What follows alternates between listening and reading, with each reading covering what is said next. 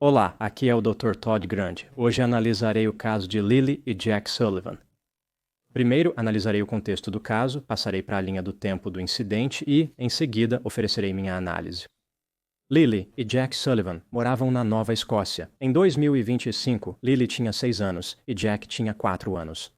A mãe deles, Malaya Brooks Murray, também tinha uma filha mais nova chamada Meadow. De acordo com membros da família, o pai biológico das crianças não tinha contato com eles. Em 2023, a família se mudou para a casa do amante de Malaya, Daniel Martel. Ele tinha uma casa modular na Gerlock Road, em Lansdowne, 16 milhas ao sul de New Glasgow. Malaya era uma mãe que ficava em casa e Daniel trabalhava em uma serraria local. Daniel se autodenominava padrasto de Lily e Jack, agora sobre a linha do tempo do incidente. Na sexta-feira, 2 de maio de 2025, por volta das 10 da manhã, Malaya ligou para o 911 e indicou que Lily e Jack estavam desaparecidos da casa onde a família morava. Ela acordou naquela manhã ao som das crianças brincando no quarto ao lado. Ela cochilou brevemente. Ao acordar, as crianças sumiram. Eis o que a polícia descobriu durante a investigação. A casa da família é cercada por uma floresta densa. O quintal da casa tem uma cerca dilapidada. Além da casa modular, havia 2 galpões e um antigo veículo recreativo na propriedade. Com base nas fotografias, o recreational vehicle não parece estar em condições de funcionamento. Segundo relatos, a mãe de Daniel morava no recreational vehicle junto com vários gatos e um cachorro. Lily e Jack foram à escola na terça-feira, 29 de abril de 2025, 3 dias antes de desaparecerem. A escola deles se chamava Salt Springs Elementary. Ficava a 11 milhas de casa. Não houve aula na quarta, 30 de abril. A mãe deles os manteve em casa nos dias 1 e 2 de maio porque Lily estava com tosse. Devido à desaceleração na serraria onde Daniel trabalhava, ele estava em casa na sexta-feira quando as crianças sumiram. As autoridades realizaram uma busca massiva na área, mobilizando mais de 160 socorristas, além de helicópteros, drones e equipes com cães. Eles não encontraram Lily ou Jack. Em 4 de maio de 2025, Daniel compartilhou seus pensamentos com a mídia. Ele disse que na manhã do desaparecimento, Lily entrou no quarto algumas vezes enquanto Jack estava brincando na cozinha. É provavelmente onde Jack estava. Daniel acreditava que as crianças abriram a porta de correr dos fundos da casa modular e saíram. As botas deles foram achadas perto da porta. Daniel presumiu que as crianças saíram da propriedade pela cerca dos fundos. Ao perceber que as crianças tinham ido embora, ele entrou em seu veículo e dirigiu pela área, sem sucesso. 10 minutos depois, ele voltou para casa e procurou a pé. Novamente, ele nada encontrou. Em 5 de maio, a polícia declarou não ter encontrado evidências de sequestro. Eles acreditavam que Lily e Jack se afastaram de casa. Em 7 de maio de 2025, a polícia pediu a Daniel que entregasse seu celular. Daniel indicou que cumpriu o pedido. No mesmo dia, a polícia reduziu as buscas. Eles vasculharam meticulosamente uma área de 2,1 milhas quadradas, sem êxito. Até o momento, Lily e Jack Sullivan permanecem desaparecidos. A polícia continua a investigar este desaparecimento. Agora passando para a minha análise. Aqui estão algumas áreas que se destacaram para mim neste caso. Primeiro, devido às informações sobre o desaparecimento de Lily e Jack, algumas pessoas suspeitam de jogo sujo. Eles não acreditam que as crianças se perderam na floresta. As autoridades pediram ao público que evite tirar conclusões precipitadas ou compartilhar informações não verificadas. Eles estão preocupados que isso possa complicar o esforço para encontrar as crianças. Se Lily e Jack entraram na floresta, é improvável que ainda estejam vivos. Isso pode explicar a redução do esforço de busca pela polícia? No momento, trata-se de uma missão de resgate de corpos. A polícia afirmou não haver evidências de sequestro, mas não se pode confirmar a veracidade da declaração. É possível que tenham encontrado evidências, mas não divulgam por medo de comprometer a investigação. O item número 2, Lansdowne, onde as crianças viviam, é uma área rural da Nova Escócia. Aproximadamente 100 pessoas vivem lá, muitas por gerações. E são parentes uns dos outros. A área não possui serviço de celular e muitas das casas estão em péssimas condições. Há uma quantidade excessiva de carrapatos, e enxames de insetos voadores costumam assediar qualquer um que esteja ao ar livre. Este não é um lugar frequentemente visitado por estranhos. Não há nada interessante em Lansdowne. Os números de turismo deles devem estar ruins. O terreno ao redor da casa modular onde Lily e Jack moravam é muito inóspito.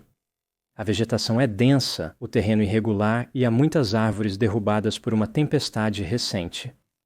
É difícil imaginar que uma menina de 6 anos e um menino de 4 anos poderiam ter ido muito longe nessas condições. Isso me leva ao item número 3. Há apenas 2 teorias sobre o que pode ter ocorrido com Lily e Jack Sullivan. A teoria principal é que eles se aventuraram na área densamente arborizada ao redor e, de alguma forma, desapareceram da face da Terra. A segunda teoria é que houve um crime envolvido. Alguém levou as crianças. Pode ser um parente, um amigo ou um estranho.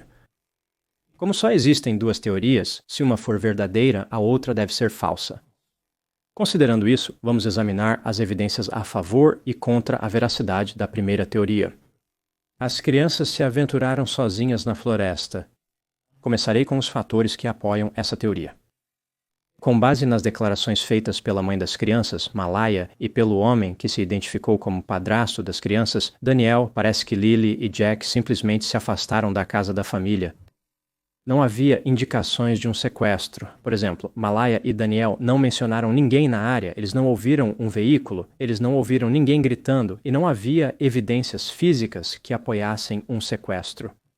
O que quer que tenha acontecido foi silencioso, o que é inconsistente com um sequestro.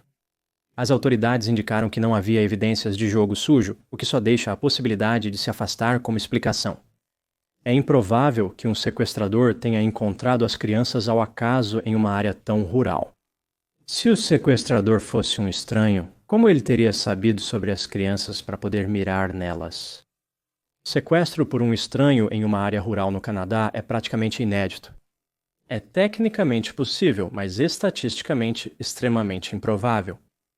Um sequestro por alguém conhecido das crianças como um familiar ou amigo seria mais provável, mas ainda assim é um evento improvável.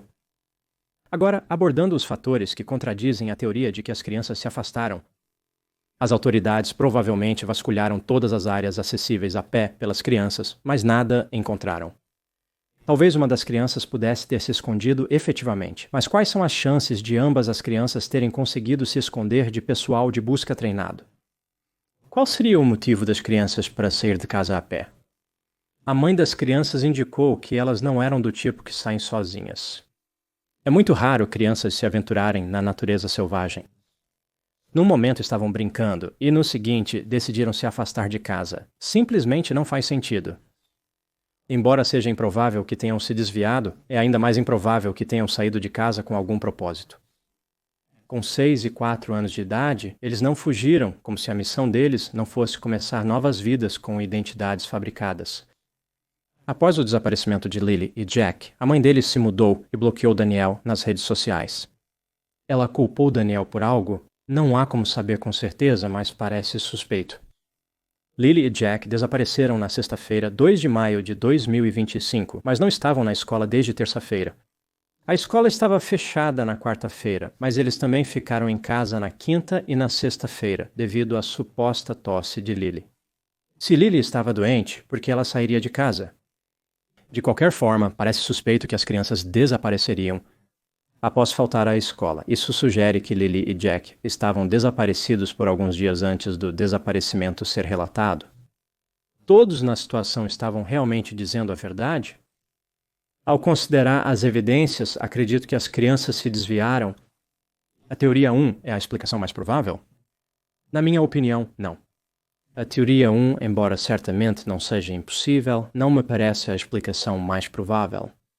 A ideia de que 2 crianças pequenas, uma supostamente doente, se aventuraram sozinhas em uma floresta densa, inóspita e infestada de insetos, sem deixar rastros mesmo após uma busca em larga escala, é muito difícil de acreditar.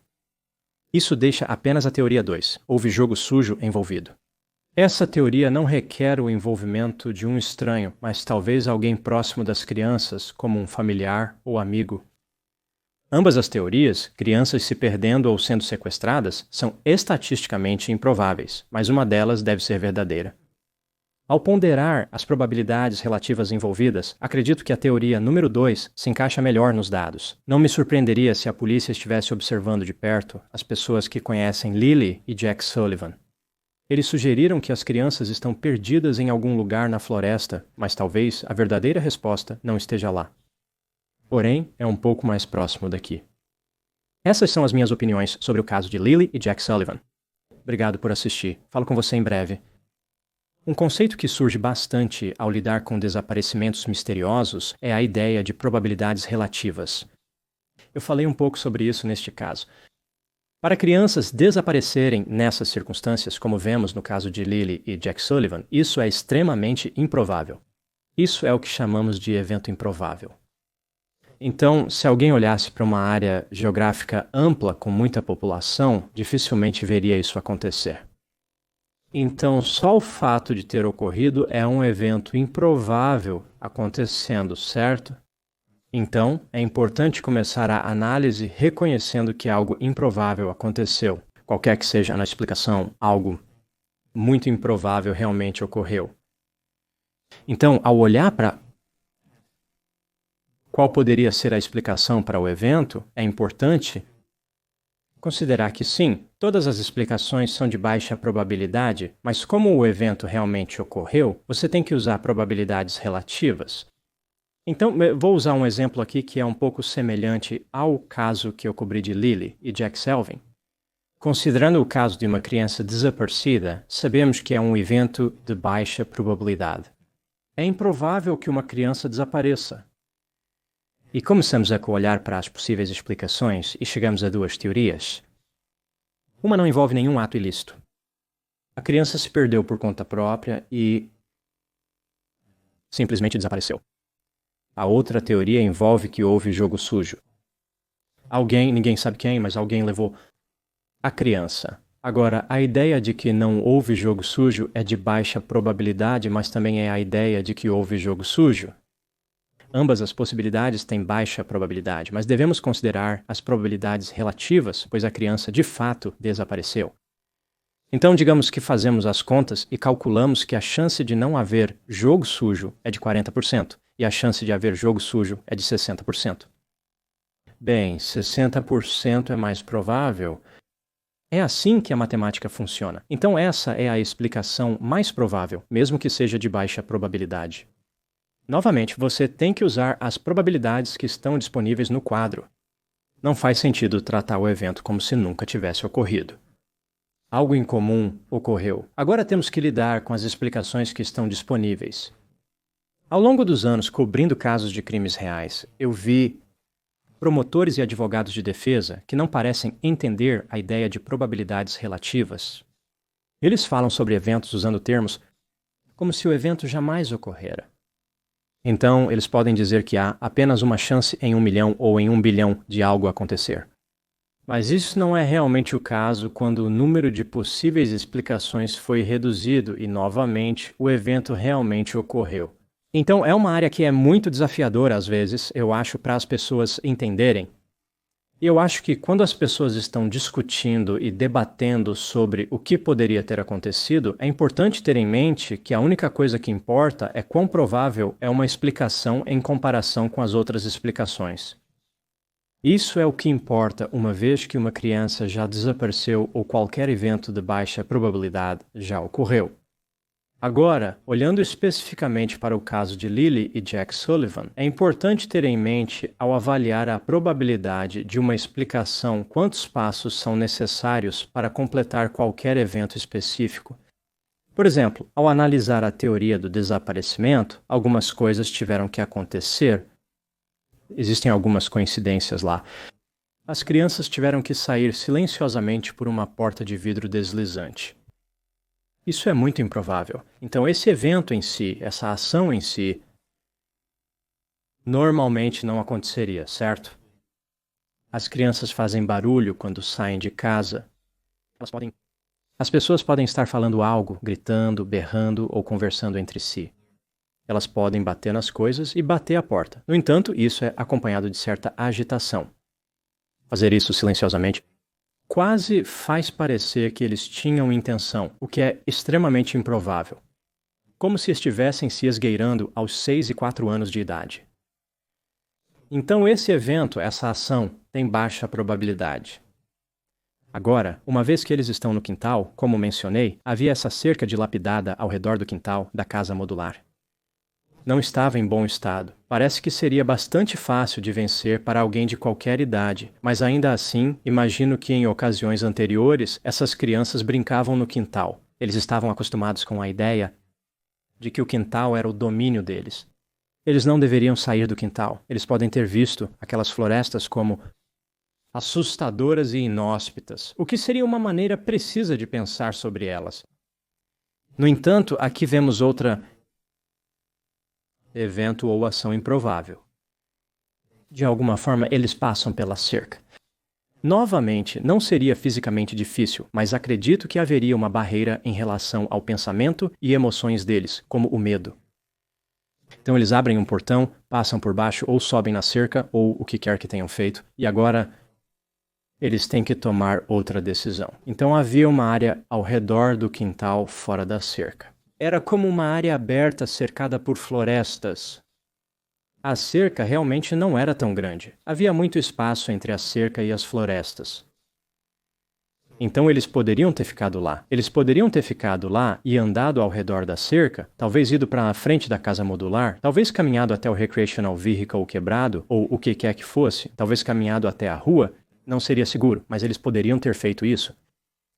Em vez disso, novamente sob a teoria número 1, eles decidiram caminhar para a floresta. Este é um terreno difícil, seria difícil de navegar, especialmente nas suas idades, novamente 6 e 4 anos. Eles não são fisicamente fortes, não são altos, teriam dificuldade em levantar as pernas sobre os diferentes obstáculos, como galhos no chão e tudo mais. Parece realmente incomum que eles decidam se mover para aquela área arborizada. Mesmo que eles fossem além de 5, 10 ou até 50 pés para ir muito para dentro, tão longe, que mais de 160 socorristas não conseguiram encontrá-los. Isso apenas parece muito improvável. Tipo, esse é outro evento que tem baixa probabilidade. Então, temos a saída pela porta de correr, decidindo sair do quintal, depois se movendo da área ao redor do quintal para a floresta e então decidindo ir tão fundo na floresta que não podem ser encontrados. Então, ao fazer as contas e olhar para a probabilidade total através da lente das diferentes etapas, fica claro que isso é algo que realmente não deveria ter acontecido. Refletir sobre todas as fases traz uma nova perspectiva. Agora, ao pensar sobre a outra teoria, a teoria número 2, quer dizer, isso é apenas a decisão de alguém de cometer um crime. Isso acontece o tempo todo. Não haveria necessariamente muitas ações de baixa probabilidade que teriam que conspirar para que isso ocorresse. Poderia ter sido apenas uma pessoa decidindo que iria fazer algo terrível. É isso. Então, ao olhar dessa maneira, acho que isso fornece ainda mais justificativa para essa ideia de que a teoria número 2 é a explicação mais provável. Não sei o que houve, poderia ser qualquer teoria.